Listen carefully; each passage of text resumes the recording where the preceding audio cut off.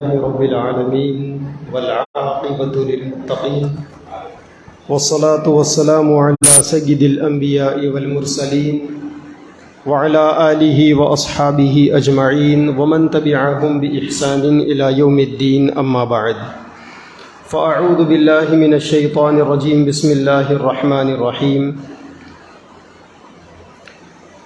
والذين يكنزون الذهب والفضة ولا ينفقونها في سبيل الله فبشرهم بعذاب أليم يوم يحمى عليها في نار جهنم فتكوى بها جباههم وجنوبهم وظهورهم هذا ما كنزتم لأنفسكم فذوقوا ما كنتم تكنزون قال النبي صلى الله عليه وسلم الزکاة قنطرة الاسلام او کما قال علیہ الصلاۃ والسلام۔ اسلام کے بنیادی فرائض میں سے ایک اہم فرض زکوٰۃ ہے۔ کسی نے اللہ کے نبی صلی اللہ علیہ وسلم سے سوال کیا مل اسلام، اسلام کیا ہے؟ تو اللہ کے نبی صلی اللہ علیہ وسلم نے فرمایا شہادت ان لا الہ الا اللہ وان محمدًا عبدہ ورسولہ۔ اسلام یہ ہے کہ آدمی اللہ کے ایک ہونے کی، خدا ہونے کی اور سرکار دو عالم صلی اللہ علیہ وسلم کے نبی ہونے کی گواہی دے، وَإِقَامِ الصَّلَاةِ وَإِيتَاءِ الزَّكَاةِ وَالْحَجِّ وَصَوْمِ رمضان، نماز قائم کرے، زکوٰۃ دے، حج ادا کرے اور رمضان کے روزے رکھے۔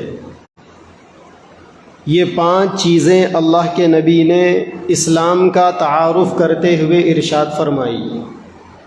اسلام یہ 5 چیزیں ہیں۔ ان 5 چیزوں میں تیسری چیز زکوٰۃ ہے، تو گویا زکوٰۃ کو اسلام کا تیسرا رکن یا ایمان کا تیسرا رکن کہہ سکتے ہیں۔ قرآن مجید کے اندر 70 جگہوں سے زائد مقامات پر اللہ تعالیٰ نے زکوٰۃ کا حکم دیا ہے، اور اللہ کے نبی صلی اللہ علیہ وسلم کی احادیث میں سینکڑوں احادیث زکوٰۃ، انفاق فی سبیل اللہ، اللہ کے راستے میں خرچ کرنے سے متعلق وارد ہوئی ہے۔ تو یہ زکوٰۃ اسلام کا ایک اہم اور ایک بنیادی رکن ہے، اور ایک ایسا فریضہ ہے جس کے ذریعے سے اسلام کے ایک اہم رکن کی تکمیل ہوتی ہے۔ اسی لیے زکوٰۃ کی بڑی اہمیت آئی ہے، اور زکوٰۃ نہ دینے پر بڑی وعیدیں آئی ہیں۔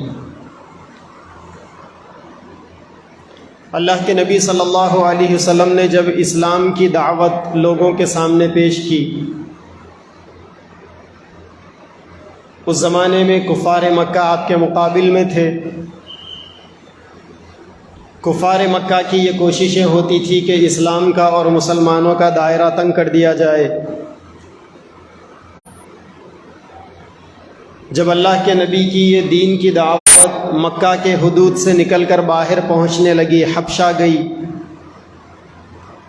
تو مکہ مکرمہ کے کافر حبشہ چلے گئے۔ جا کر حبشہ کے جو بادشاہ تھے ان کو ورغلانا شروع کیا، ان کو اسلام اور مسلمانوں کے خلاف بھڑکانا چاہا۔ یہی سلسلہ چلتا رہا یہاں تک کہ اس زمانے میں ایک سپر پاور طاقت تھی جس کا بادشاہ ہرقل تھا۔ ابو سفیان ہرقل بادشاہ کے پاس پہنچے۔ ابو سفیان اس وقت تک مسلمان نہیں ہوئے تھے۔ اس بادشاہ نے ابو سفیان سے اللہ کے نبی کے بارے میں اور ان کی تعلیمات کے بارے میں کچھ سوالات کیے۔ بادشاہ نے پوچھا ما یأمرکم، کہ وہ نبی تمہیں کن باتوں کا حکم دیتے ہیں؟ تو ابو سفیان نے اللہ کے نبی کی تعلیم کا خلاصہ بیان کرتے ہوئے فرمایا یأمرنا بالصلاة والزکاة والصلة والعفاف، کہ وہ نبی ہمیں نماز کا حکم دیتے ہیں، زکوٰۃ کا حکم دیتے ہیں، رشتہ داریوں کو آپس میں جوڑنے کا حکم دیتے ہیں، اور پاک دامنی کی زندگی گزارنے کا حکم دیتے ہیں۔ اللہ کے نبی کی تعلیمات کا خلاصہ ابو سفیان نے ہرقل بادشاہ کے دربار میں یہ 4 چیزیں بیان کی: نماز، زکوٰۃ، رشتوں کو جوڑنا، پاک دامنی۔ اب آپ غور کریں کہ ان 4 چیزوں کا تعلق کن چیزوں سے ہے؟ انسان دنیا کے اندر اللہ کی بندگی کے لیے پیدا ہوا ہے، لہٰذا اللہ کی بندگی میں، اللہ کی عبادت میں سب سے بڑی عبادت نماز ہے۔ روئے زمین کی سب سے بڑی عبادت نماز، نماز سے بڑھ کر دنیا میں کوئی اور عبادت نہیں، کیونکہ نماز کی حالت میں بندہ سجدے میں ہوتا ہے، اور سجدے میں بندہ اللہ کے سب سے زیادہ قریب ہوتا ہے۔ اللہ کے نبی صلی اللہ علیہ وسلم نے فرمایا کہ میری کثرت سجود کے ذریعے سے مدد کرو، یعنی زیادہ نمازیں پڑھنا، نوافل پڑھنا، سجدے زیادہ کرنا، لمبے لمبے سجدے کرنا، یہ نبی کو پسند تھا، اور نبی یہ چاہتے تھے کہ میرے امتی بھی یہی کام کرے۔ کیوں؟ کیونکہ جو فرض نمازیں ہیں یہ اللہ تبارک و تعالیٰ کی عظمت کو بتاتی ہیں، اور جو نفل نمازیں ہیں یہ اللہ تعالیٰ کی محبت کو بتاتی ہیں۔ آپ کتنی نفل نمازیں پڑھتے ہیں یہ بات ڈیپینڈ کرتی ہے اس بات پر کہ آپ کو اللہ سے کتنی محبت۔ اسی لیے جو اللہ والے ہوتے ہیں وہ نوافل کا اہتمام کرتے ہیں۔ پرانے بزرگان دین میں بہت سارے بزرگان دین ایسے گزرے جن کی زندگیوں میں بعضوں کا روزانہ 500 نفل رکعتیں پڑھنے کا معمول تھا، بعض 1,000 نفل نمازیں پڑھتے تھے روزانہ، اور ایسا انہوں نے اپنی زندگی میں 40 50 سال تک کیا۔ تو نفل نمازیں اللہ تعالیٰ کے محبت کو بتانے کی چیزیں ہیں۔ تو ایک ہے نماز، نماز کا تعلق ہے انسان کے جسم سے، جسمانی عبادتوں میں سب سے بڑی عبادت نماز ہے۔ اور دوسرے مال اللہ تعالیٰ نے لوگوں کو دے رکھا ہے، تو مالی عبادتوں میں سب سے بڑی عبادت زکوٰۃ۔ کولر بند کرو۔ مالی عبادتوں میں سب سے بڑی عبادت زکوٰۃ ہے، کیونکہ زکوٰۃ کے کیا معنی؟ اللہ کے نبی صلی اللہ علیہ وسلم نے زکوٰۃ کے بارے میں فرمایا، جب یہ آیت شریفہ نازل ہوئی، والذین یکنزون الذہب والفضة ولا ينفقونها فی سبیل اللہ، اس کے اندر اللہ تبارک و تعالیٰ نے زکوٰۃ نہ نکالنے والوں کے بارے میں کچھ عذاب کی وعید بیان فرمائی۔ جب یہ آیتیں نازل ہوئی تو صحابہ کرام بے چین ہو گئے، کیونکہ صحابہ کے ذہنوں میں یہ بات آ گئی تھی کہ جتنا مال ہے سب خرچ کر دینا ہے، کچھ نہیں رکھنا ہے اپنے پاس۔ تو صحابہ نے آ کر حضرت عمر فاروق رضی اللہ تعالیٰ عنہ کے سامنے اپنا مسئلہ رکھا کہ اب تو ہم لوگ مصیبت میں پڑ گئے، کیا کرنا چاہیے؟ تو حضرت عمر فاروق رضی اللہ تعالیٰ عنہ نے کہا کہ میں کوئی راستہ نکالتا ہوں۔ حضرت عمر فاروق اللہ کے نبی کے پاس گئے، جا کر اللہ کے نبی کے سامنے جب یہ شکایت رکھی تو اللہ کے نبی صلی اللہ علیہ وسلم نے فرمایا، ان اللہ لم یفرض الزکاۃ الا لیطیب بها ما بقی من اموالکم، اللہ تعالیٰ نے تم لوگوں پر زکوٰۃ اس وجہ سے فرض کیا ہے تاکہ تمہارا باقی مال پاک ہو جائے۔ یعنی انسان کو اللہ نے جتنی دولت دی ہے اس دولت میں آدمی جب 2.5% زکوٰۃ نکالتا ہے تو اس کی برکت سے انسان کا باقی مال پاک ہو جاتا ہے۔ تو زکوٰۃ مال کو پاک کرنے کے لیے، اسی لیے کہتے ہیں کہ روزہ جسم کی زکوٰۃ ہے، الصوم زکوٰۃ البدن، روزہ جسم کی زکوٰۃ ہے۔ روزہ رکھنے سے انسان کا جسم پاک ہو جاتا ہے 2 چیزوں سے، ایک تو ظاہری گندگیوں سے پاک ہو جاتا ہے کہ روزے کی حالت کے اندر آدمی کی باڈی کی ریپیئرنگ ہوتی، انسان کا جو جسم ہے، جسم کے اندر جو فاضل مادے ہیں، فضلات ہیں، گندگیاں ہیں، جسم کے اندر جو رطوبتیں ہیں، جو بیماریاں پیدا کرنے کا سبب بنتی ہے جو چیزیں، روزے کی حالت میں وہ چیزیں سب ختم ہو جاتی ہیں۔ آج کل کی میڈیکل سائنس کہہ رہی ہے یہ بات کہ بندہ جب روزہ رہتا ہے بھوک کی حالت میں اور بھوک شدید لگتی ہے اندر سے، وہ ہضم کرنے والا جو ڈائجیشن جو سسٹم ہے نا، اس سسٹم کو کوئی اور چیز معدے میں نہیں ملتی ہے ہضم کرنے کے لیے، تو وہ سسٹم انسان کے باڈی میں جو کینسر کے جراثیم ہے اس کو ہضم کرنا شروع کرتا ہے۔ اسی لیے اگر کسی کو کینسر کی بیماری پازیٹیو رپورٹ آ جائے تو اس کو روزے رکھانے چاہیے۔ کینسر لا علاج بیماری ہے لیکن روزے رکھائیں انشاءاللہ بہت فائدہ ہوگا۔ اور جو لوگ پابندی سے روزے رکھتے ہیں ان کو زندگی میں کبھی کینسر نہیں ہوتا۔ پورے صحابہ میں کسی کو کینسر نہیں تھا، کیونکہ اس کا فائدہ ہے، یہ کم کھانے کا یہ فائدہ ہے اور روزوں کا یہ فائدہ ہے، انسان کی باڈی کی ریپیئرنگ ہوتی ہے اس سے۔ بعض لوگوں کو غنودگی کا عالم ہوتا ہے ہمیشہ، روزے رکھیے آپ، غنودگی کا سبب کیا ہے؟ دماغ کے اوپر رطوبتیں جم جاتی ہے، اس کی وجہ سے آدمی ہمیشہ ٹینشن میں ہوتا ہے، اور جب یہ چیزیں اور بڑھتی ہے تو آدمی ڈپریشن میں آ جاتا ہے۔ روزے رکھیے آپ کے دماغ کی رطوبتیں گلے گی، بیماری ختم ہوگی۔ بہرحال یہ میڈیکل سائنس کا لیکچر تو ہے نہیں، اگر بولنے بیٹھیں گے تو وقت کم پڑ جائے گا، لیکن خلاصہ اتنا ہے کہ روزے کی حالت میں باڈی کی ریپیئرنگ ہوتی ہے، جسمانی طور پر بھی آدمی روزے سے فٹ ہو جاتا ہے، اور روحانی طور پر بھی روزے میں آدمی زبان کا، آنکھوں کا، کانوں کا، دماغ کا، دل کا، ہاتھ پیر کا غلط استعمال نہیں کرتا، تو یہ سارا جسم آدمی کا اللہ کے سسٹم پر چلنے لگتا ہے، اللہ کی مرضی پر۔ تو روزے کے دو فائدے ہو گئے، روزہ گویا انسان کو اندر سے بھی پاک کر دیتا ہے، باہر سے بھی پاک کر دیتا ہے۔ اللہ کے نبی نے فرمایا کہ زکوٰۃ بھی مال کو مکمل پاک کر دیتی ہے، زکوٰۃ کے ذریعے سے انسان کا پورا مال پاک ہو جاتا ہے۔ زکوٰۃ کس کے اوپر ہے؟ زکوٰۃ کیوں اللہ تبارک و تعالیٰ نے فرض کیا، اس کو سمجھنا بہت ضروری ہے۔ زکوٰۃ کے بارے میں چند چیزیں ہمارے ذہنوں میں ہونی چاہیے، کیونکہ یہ اسلام کا بہت بہترین عمل ہے۔ قرآن مجید کے اندر اللہ تبارک و تعالیٰ نے جہاں بہت سارے پیغمبروں کا تذکرہ فرمایا، وہیں پر ایک جگہ حضرت اسماعیل علیہ السلام کے بارے میں اللہ نے فرمایا وَاذْكُرْ فِي الْكِتَابِ إِسْمَاعِيلَ إِنَّهُ كَانَ صَادِقَ الْوَعْدِ وَكَانَ رَسُولًا نَبِيًّا، کہ سیدنا اسماعیل علیہ السلام کے واقعے کو پڑھو، یاد کرو۔ سیدنا اسماعیل علیہ السلام وعدے کے پکے تھے، اور وہ اللہ تبارک و تعالیٰ کے پیغمبر تھے۔ وہ کیا کرتے تھے؟ اللہ تعالیٰ نے ان کے بارے میں فرمایا وَكَانَ يَأْمُرُ أَهْلَهُ بِالصَّلَاةِ وَالزَّكَاةِ، کہ سیدنا اسماعیل علیہ السلام اپنے گھر والوں کو نماز اور زکوٰۃ کی عادت ڈالتے تھے، اپنے گھر والوں کو زکوٰۃ اور نماز پر ابھارتے تھے، ترغیب دلاتے تھے، شوق دلاتے تھے، اور انہیں یہ کہتے تھے کہ زندگی کے اندر یہ دو کام خاص طور پر کرنے کے ہیں، ایک زکوٰۃ دینا ہے اور دوسرے نماز پڑھنا ہے۔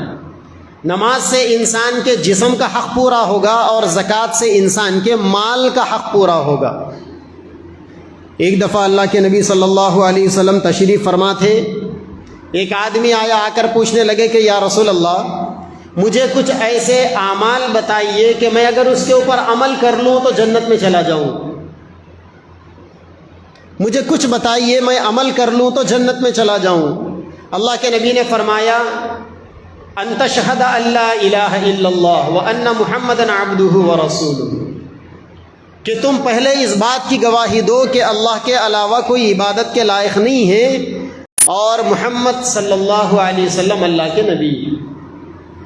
پھر اس کے بعد انہوں نے کہا کہ یا رسول اللہ اور کچھ؟ تو اللہ کے نبی نے اور 4 چیزیں بتائی ان کو۔ آپ نے فرمایا کہ تم نمازیں پڑھو، دوسری چیز فرمائی زکوٰۃ ادا کرو، تیسری چیز فرمائی حج کرو، اور چوتھی چیز فرمائی رمضان کے روزے رکھو۔ تو وہ آدمی کہنے لگا کہ واللہ ما ازید ولا انقص، خدا کی قسم نبی نے جو 5 چیزیں بتا دی، ان 5 چیزوں میں آج کے بعد میں نہ کوئی کمی کروں گا نہ کوئی زیادتی کروں گا، جتنی چیزیں نبی نے جیسی بتائی میں ویسا کروں گا۔ اور یہ کہتے ہوئے دیہاتی تھے، زیادہ پڑھے لکھے نہیں تھے، بھولے بھالے تھے، دیہاتی لوگ ویسے بھی بھولے بھالے ہوتے۔ خوشی خوشی جب وہ لوٹ کر واپس جانے لگے تو اللہ کے نبی نے فرمایا من سرہ ان ینظر الی رجل من اہل الجنۃ فلینظر الی ھذا، جو آدمی یہ چاہتا ہے کہ وہ دنیا میں جنتی انسان کو دیکھ لے تو وہ اس بندے کو دیکھ لے۔ یعنی نبی نے ان کے جنتی ہونے کی بشارت دے دی۔ تو جنت 4 چیزوں سے مل گئی، ایمان کے بعد نماز، روزہ، زکوٰۃ، حج۔ یہ 4 چیزوں پر پابندی سے عمل کرنے کے بارے میں انہوں نے عہد کیا، وعدہ کیا، اظہار کیا عزم کا۔ اللہ کے نبی نے فرمایا کہ جس کو جنتی دیکھنا ہو وہ یہ اس آدمی کو دیکھ لے۔ اور ہماری حالت یہ ہے ہم میں سے اکثر لوگوں کی کہ وہ جنت کی تلاش میں وظیفوں کے چکر میں پڑے ہوئے ہیں کہ کوئی اچھا سا وظیفہ بتا دیجئے تاکہ جنت میں۔ ارے اس سے بڑا وظیفہ کیا ہے جو نبی نے دیا؟ سب سے بڑا وظیفہ نمازیں پڑھو، سب سے بڑا وظیفہ اگر اللہ نے مالدار بنایا ہے تو زکوٰۃ دو، سب سے بڑا وظیفہ اگر اللہ تبارک و تعالیٰ نے استطاعت دی ہے تو حج کرو، اور سب سے بڑا وظیفہ اگر اللہ تعالیٰ نے صحت دی ہے تو روزے رکھو۔ معمولی بہانوں سے مت چھوڑو، نمازوں میں کوتاہی مت کرو، زکوٰۃ میں ڈنڈی مت مارو، حج کرنے میں بخل مت کرو، اور روزے رکھنے کے اندر اندیشوں کا شکار مت ہو جاؤ کہ روزہ رکھوں گا تو کیسا ہوگا، کیونکہ اسلام کی 1400 سالہ تاریخ میں آج تک کم از کم مجھے تو کبھی پڑھنے میں نہیں آیا کہ کوئی ایک بندہ بھی روزہ رہ کر بھوک سے مرا ہوگا۔ زیادہ کھا کر بیماریوں کا شکار ہو کر مرنے والے آپ کو خود ملیں گے، آپ بھی ہو سکتے ہیں وہ۔ زیادہ کھا کر بیماریوں کا شکار ہو کر پریشانیاں اٹھانے والے آپ بھی ہو سکتے ہیں، لیکن 1400 سالہ تاریخ بتاتی ہے کہ آج تک روزے سے بھوک کی حالت میں کوئی نہیں مرا۔ کیونکہ اگر روزے سے آدمی کو مرنا ہوتا، روزہ اگر انسان کے صحت کے لیے اتنا نقصان دہ ہوتا، روزہ اگر آدمیوں کو کمزور کر دیتا، تو اسلام کی جنگوں میں میکسیمم جنگیں روزے کی حالت میں لڑی گئی۔ آپ کو معلوم ہونا چاہیے اسلام کی پہلی جنگ بدر 17 رمضان کو لڑی گئی۔ کتنے صحابہ تھے؟ 313,000 کے مقابلے میں۔ کہاں جا کے لڑے تھے؟ مدینہ سے آج اگر بائی روڈ جائیں گے تو 200 کلومیٹر، اور اس زمانے کے اندر یہ روڈ کہاں تھی؟ پہاڑ تھے، چڑھو اترو چڑھو اترو چڑھو اترو، تو اس حساب سے اگر اندازہ کریں گے تو اور 2 گنا سفر بڑھ جائے گا۔ روزے کی حالت میں 5 دن میں 600 کلومیٹر جا کر 313 لوگ 1000 سے ٹکرا گئے تھے، اور اللہ نے کامیابی دی تھی۔ تو اگر روزے کی حالت میں کمزوری آنا، بیمار ہونا، مر جانا، اگر یہ ساری چیزیں ہوتی تو وہ اسلام کی جو پہلی جنگ تھی، جنگ بدر الکبریٰ، وہ روزے کی حالت میں اللہ تبارک و تعالیٰ جتا کر نہیں بتاتے تھے۔ آپ بول سکتے ہیں کہ صحابہ کرام کے پاس ایمان کی طاقت تھی، تو جنگ تو جسم سے لڑی جاتی ہے نا، ایمان تو تھا، دلوں میں تھا ایمان۔ جنگ تو جسم سے لڑی جاتی ہے، تلوار تو ہاتھ سے اٹھائی جاتی ہے، دشمن کو تو طاقت سے پچھاڑا جاتا ہے۔ انہوں نے روزے کی حالت کے اندر پچھاڑا تھا دشمن کو۔ تو اللہ کے نبی نے فرمایا کہ جس کو دنیا میں جنتی دیکھنا ہو اس آدمی کو دیکھ لے۔ تو زکوٰۃ اللہ کو خوش کرنے کے لیے دینا ہے، اور زکوٰۃ مالداروں کے اوپر اللہ تعالیٰ نے فرض کیا۔ مالدار کون؟ جس آدمی کے پاس اپنے ضرورت کے سامان سے زیادہ، اگر آج کے حساب میں کسی کے پاس 45-50 ہزار روپے ہے تو اس کے اوپر زکوٰۃ فرض ہے، چاہے وہ کسی بھی حالت کے اندر ہو۔ تفصیلات بڑی لمبی چوڑی ہے، علماء سے معلوم کر لیں، یہ تفصیل کا موقع نہیں۔ اور جو مال آدمی کے پاس، جو سیونگ اکاؤنٹ ہے آدمی کا، دیکھو اسلام کی یہ خوبی ہے، اسلام انکم کے اوپر ٹیکس نہیں لگاتا۔ انکم کے اوپر ٹیکس تو آپ کی یہ ظالم حکومتیں لگاتی ہیں، یہ دنیا کا دجالی نظام آپ کو انکم کے اوپر ٹیکس لگاتا ہے۔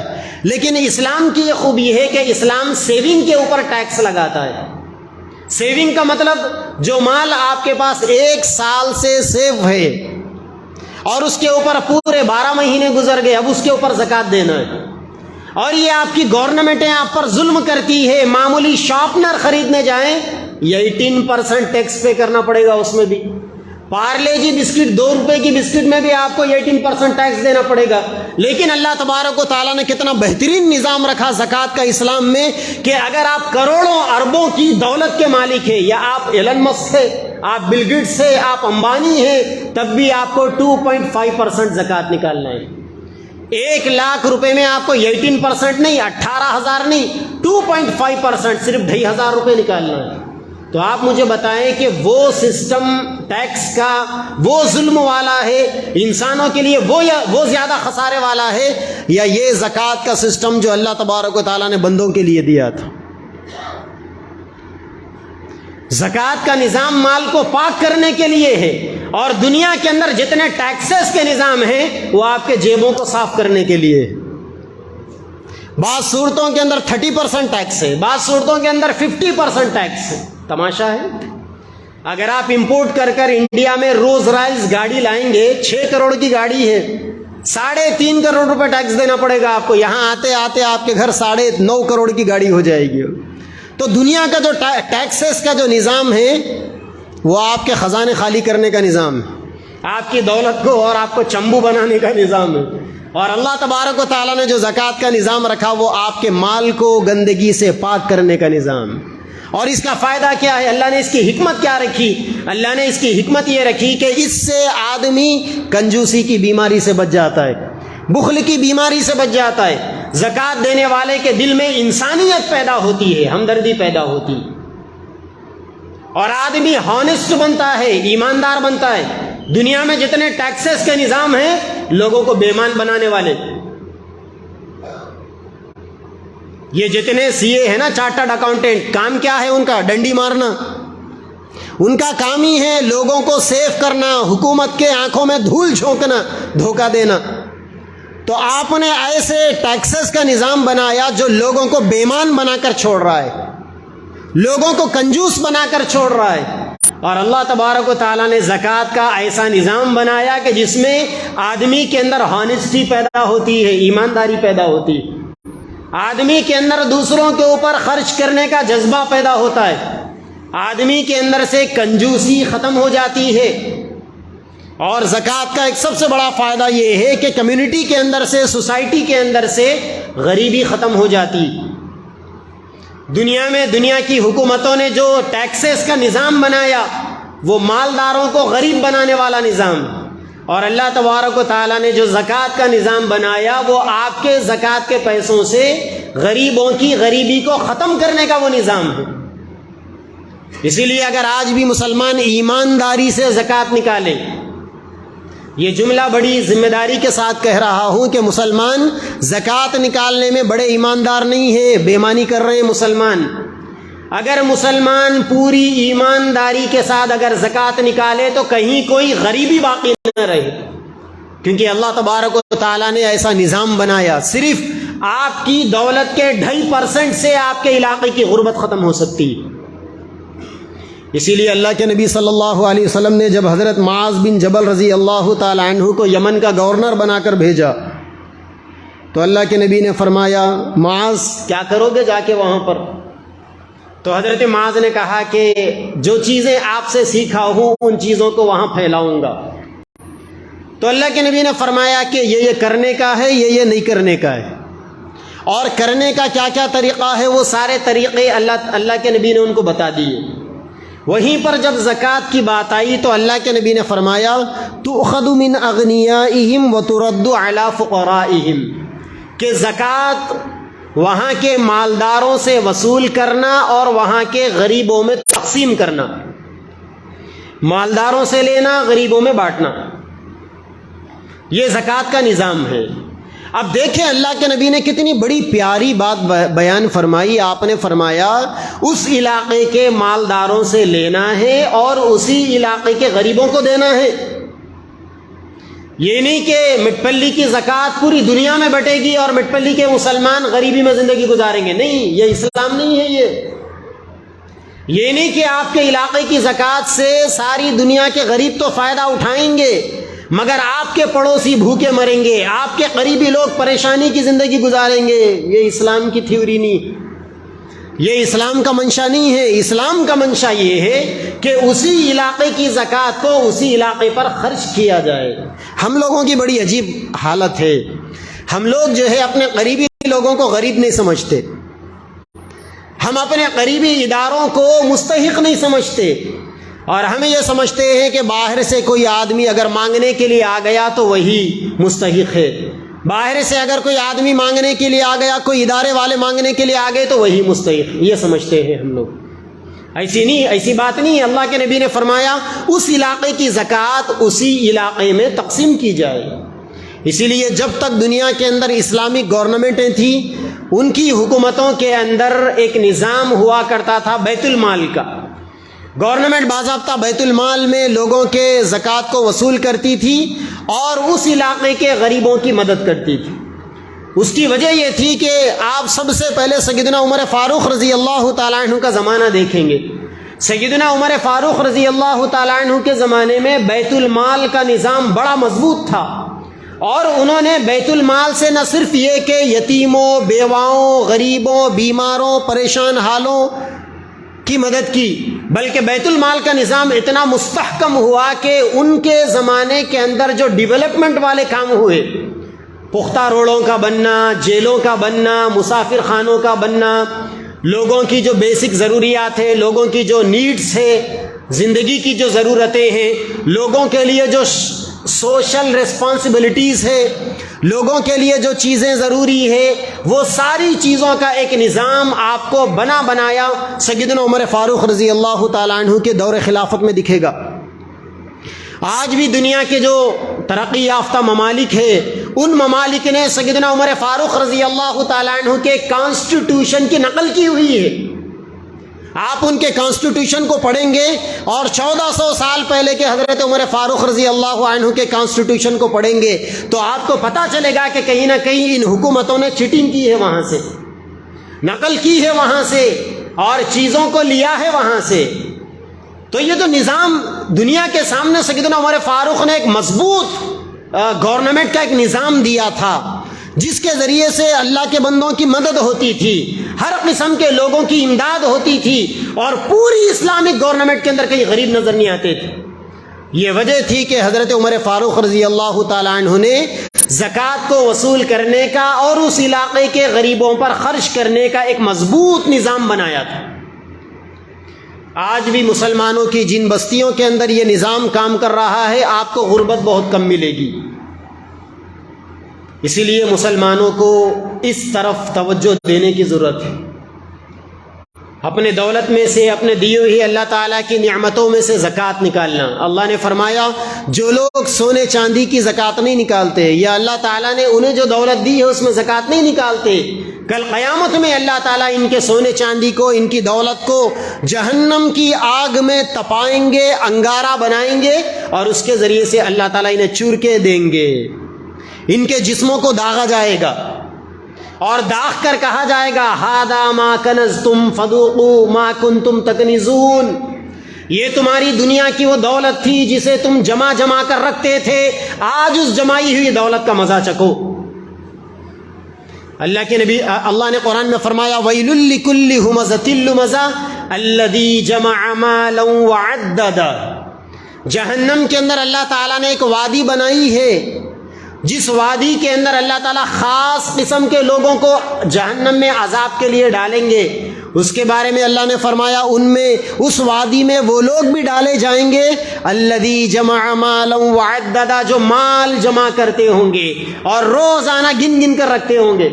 آج کتنی کمائی ہوئی، رات میں سونے سے پہلے گن کے رکھا، سوتے سوتے بستر کے اوپر، تکیے کے اوپر سر رکھ کر خوشی منا رہا ہے کہ آج میری دولت میں اتنی دولت کا اضافہ ہو گیا. دوسرے دن گن رہا، تیسرے دن گر رہا، روزانہ وہی عادت ہے اس کی. اللہ تعالیٰ کہہ رہے ہیں الذی جمع مالا وعددا، مال کو جمع کرنے والا، روزانہ گننے والا. ایسے لوگوں کو بھی اللہ تبارک و تعالیٰ جہنم میں ڈالیں گے. اگر یہ جمع کرنے والا، اگر یہ گننے والا، زکوٰۃ نکالنے والا ہے تو انہیں عذاب سے بچا ہوا ہے، لیکن اگر وہ زکوٰۃ نکالنے والا نہیں ہے تو پھر یہ عذاب کے اندر گرفتار ہے. اسی لیے میرے بھائیوں، زکوٰۃ نکالنا ہے تو ایمانداری کے ساتھ مفتی صاحب کے سامنے، مولانا صاحب کے سامنے، یا جس سے مسئلہ پوچھ رہے ہیں کھلی بات رکھ کر، ساری تفصیلات رکھ کر مسئلہ پوچھنا چاہیے۔ ایک مسخرے پن کی بات بولوں آپ کو، آج کیا رمضان ہے؟ 8 روزے ہو گئے۔ رمضان کے شروع سے لے کر اب تک جتنے لوگوں نے مجھ سے زکوٰۃ کے بارے میں مسئلہ پوچھا، مسئلہ کسی اور کا تھا، پوچھنے والے کوئی اور تھے۔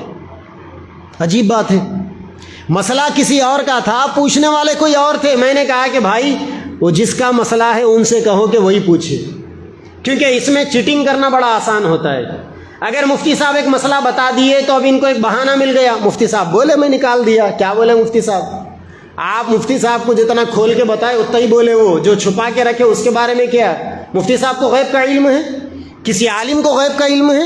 اسی لیے پوری ایمانداری کے ساتھ، کتنی پراپرٹی ہے آپ کے پاس، کتنا بینک بیلنس ہے آپ کے پاس، کتنا زیور ہے آپ کے پاس، اور زیور کی جب بات آئی تو وضاحت کر دوں، جا کے گھر میں عورتوں کو بول دو، اگر یہ زیور عورتوں کا ہے تو زکوٰۃ نکالنا عورتوں پر ضروری ہے، مردوں پر ضروری نہیں۔ آپ ان کی مصیبت اپنے سر پر لینے کی ضرورت نہیں ہے، یہ ویڈیو جا کر سناؤ ان کو، چاہے اس کے بعد دعا دے یا بد دعا دے، فرق پڑنے والا نہیں، کھلا مسئلہ ہے۔ زیور جس کا ہے زکوٰۃ اس کے اوپر ہے، اگر زیور بیوی کا ہے زکوٰۃ بیوی کے اوپر ہے، اگر زیور شوہر کا ہے تو زکوٰۃ شوہر کا ہے، لیکن اگر زیور نابالغ بچیوں کے نام پر ہے تو پھر اس کے اوپر زکوٰۃ معاف ہے۔ جب وہ بچیاں بالغ ہو جائے گی، جوان ہو جائے گی، میجر ہو جائے گی، تب ان کی طرف سے زکوٰۃ دیا جائے گا۔ تو پوری ایمانداری کے ساتھ زکوٰۃ دیں۔ اللہ تعالیٰ نے قرآن مجید کے اندر زکوٰۃ کے بارے میں 8 چیزیں فرمائی۔ اللہ نے فرمایا کہ زکوٰۃ یہ 8 چیزوں پر خرچ ہونا چاہیے۔ ان 8 چیزوں میں ایک چیز کی طرف توجہ دلا کر اپنی بات کو ختم کرتا ہوں۔ ان 8 چیزوں میں اللہ تعالیٰ نے خاص طور پر فرمایا کہ مسلمانوں میں جو لوگ مقروض ہیں، قرضے کے بوجھ تلے دبے ہوئے ہیں، ان کو قرضے کے دلدل سے نکالنے کے لیے بھی زکوٰۃ دینی چاہیے۔ لہٰذا ہم اب جھانکے اطراف میں، ہمارے اطراف میں دیکھیں، خاندان کے لوگوں میں دیکھیں، بھائی بہنوں میں دیکھیں، خاندان کے لوگوں میں دیکھیں، قریبی رشتہ داروں میں دیکھیں کہ کون قرضوں میں پھنسے ہوئے۔ اس وقت مسلمانوں کا فائنینشیل بیک گراؤنڈ انتہائی تباہ ہے، مسلمانوں کی اکنامک کولاپس ہو چکی ہے، معاشی اعتبار سے مسلمان بہت پریشان ہیں۔ آپ کو 100 لوگوں میں 80 لوگ قرضے میں ملیں گے، اور قرضے بھی کیسے؟ سودی قرضوں کے اندر، کوئی بینک سے لون اٹھایا ہوا ہے تو کوئی کسی فائنانس کمپنی سے فائنانس لیا ہوا ہے، کوئی کسی ادارے سے سود پر پیسے لیا ہوا ہے، وہ اصل سرمایہ دینے کی حیثیت نہیں رکھتا، ہر مہینے اس کے سود کی رقم بڑھتے جا رہی۔ بہت سارے لوگوں کی حالت ایسی ہو گئی، 1 لاکھ روپے سود پر انہوں نے کہیں سے قرضہ لیا تھا، آج بڑھتے بڑھتے 3 لاکھ روپے ہو گئے ہو۔ اسی لیے مسلمانوں کو اس جانب توجہ دینے کی ضرورت ہے کہ آپ کا جو بھائی قرض کے بوجھ تلے دبا ہوا ہے، جائیے جا کر اس کے قرض کو ادا کیجیے، آپ کے زکوٰۃ کے پیسے سے اس کا قرضہ اتاریے، یہ جائز۔ اس لیے خاص طور پر یہ کام کرنے کی ضرورت ہے۔ اپنی مسجد کے مؤذنوں کے پاس جائیے، جائزہ لیجیے مساجد کے مؤذنوں کا، کبھی بیٹھیے اکیلے میں لے کر، پوچھیے ان سے کتنی تنخواہ ہے، گزر بسر کیسا ہوتا ہے، گھر میں بیوی بچوں کا علاج ہے، بچوں کی فیسیں ہے، اور بہت سارے مواقع ہے، کیسی ضرورتیں پوری ہوتی ہے، وہ بیچارہ بتائے گا آپ کو۔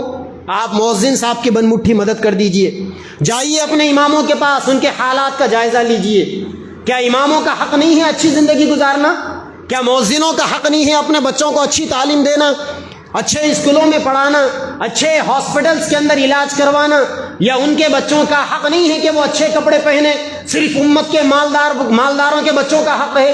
کیا ان کے جذبات کو ایسے ہی ٹھیس پہنچتی رہے گی اور امت کے مالدار زکوٰۃ نہیں نکالیں گے اور ان کی دلوں کی آہیں لیتے رہیں گے اور آئے دن اللہ تبارک و تعالیٰ کا غضب کا شکار ہوتے رہیں گے؟ نہیں، اللہ تعالیٰ نے یہ زکوٰۃ کا نظام رکھا۔ جائیے جا کر غریبوں کے آنسو پوچھیے، اپنے قریبی رشتہ داروں میں جھانکیے، کھنگالیے۔ کوئی عزت دار آدمی اپنی زبان کھول کر کسی کے سامنے بھیک نہیں مانگتا، آپ کو جانا پڑے گا، پوچھنا پڑے گا۔ لوگوں کی حالت میں آپ کو بتاؤں، ایک شاعر نے اپنے شعر کے اندر لوگوں کی حالت کو بیان کیا، اے دل گر ہو سکا تو پر لطف غم اٹھا لے، اے دل گر ہو سکا تو پر لطف غم اٹھا لے، محفل میں مسکرا لے، تنہائی میں آنسو بہا لے۔ لوگوں کی ایسی حالت ہے۔ ایسے پریشانیاں، ایسے قرضے، ایسے خرچے، مہنگائی کی ایک طرف مار، یہ ظالم حکمران اب کل سے اپریل کی 1 تاریخ ہے اور ٹیکسز بڑھیں گے، بیماریوں کے لیے دوائیں خریدتے پریشان، یہ ظالم حکومت اس کے اوپر اور ٹیکسز بڑھا رہی ہے۔ اللہ تبارک و تعالیٰ ان کا ستیہ ناش کرے، اور اللہ تبارک و تعالیٰ ان کا وجود روئے زمین کے اوپر اقتدار کی ایوانوں سے ایسا مٹائے کہ آئندہ تاریخ کے اندر کبھی ان کا نام و نشان باقی نہ رہے۔ ان کو کوئی پرواہ نہیں ہے، لوگوں کا کوئی احساس نہیں ہے۔ کم از کم لوگوں کے جو مالدار ہیں ان کو تو احساس ہونا چاہیے، ان کو تو خیال ہونا چاہیے، وہ تو لوگوں کی پریشانیوں کو دور کرنے کے لیے اللہ تعالیٰ کی دی ہوئی دولت کے اندر سے خرچ کرنی چاہیے۔ اسی لیے زکوٰۃ نکالیے، مدارس کو دیجیے، اپنے علاقے کے مدرسوں کو دیجیے، وہ باہر بانٹنا بند کر دیجیے۔ آپ کے علاقے سے لاکھوں روپے چندہ باہر جاتا ہے، لیکن آپ کے علاقے کے اندر ڈھنگ کا مدرسہ نہیں، بنائیے ڈھنگ کا۔ ہزاروں بچے، سینکڑوں بچے یہاں ملیں گے، آپ کو سینکڑوں بچیاں ملیں گی۔ اتنا بڑا شہر ہے، اتنا زکوٰۃ دینے والے، چندہ دینے والے، ایک ڈھنگ کا ادارہ نہیں ہے آپ کے پورے شہر کے اندر، ایک ڈھنگ کا کوئی اسکول نہیں ہے جہاں پر آپ اپنے بچوں کو کوالٹی ایجوکیشن دے سکے، انگلش میڈیم کا نہیں ہے۔ کہاں جا رہی ہے آپ کی دولت؟ مسلمانوں کی دولت خالی دکھاوے کے لیے فنکشنوں میں جائے گی، ایک راتوں میں نام و نمود کے لیے، دکھاوے کے لیے، ریا اور شہرت کے لیے کروڑوں روپے برباد کریں گے۔ حیرت ہے۔ اور یہ قوم، اس قوم کے غریب بچوں کو زندگی گزارنے کے لیے 2 وقت کی روزی روٹی میسر نہ ہو، جس قوم کی عورتوں کو حیا اور پاک دامانی کی چادر اپنانے کے لیے روزی روٹی میسر نہ ہو، جس قوم کے غریب بچوں کو کوئی اچھی تعلیم میسر نہ ہو، یہ قوم کیسے ترقی کر سکے گی؟ آپ مجھے بتائیے۔ اسی لیے ایک ٹھوس نظام بنائیے۔ کچھ لوگ ہر علاقے کے اندر اس کی فکر کرنے والے ہونے چاہیے۔ مدارس کو دیجیے، مساجد کو زکوٰۃ نہیں دے سکتے، مساجد کے لیے الگ سے پیسہ خرچ کیجیے۔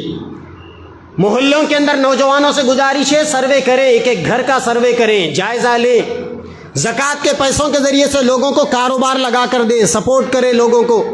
ٹھیلا بنڈی لگا کر دینے میں لاکھوں روپے خرچ نہیں ہوتے، مگر کسی غریب کو ایک روزگار لگا کر دینے کا ایک ثواب مل جائے گا۔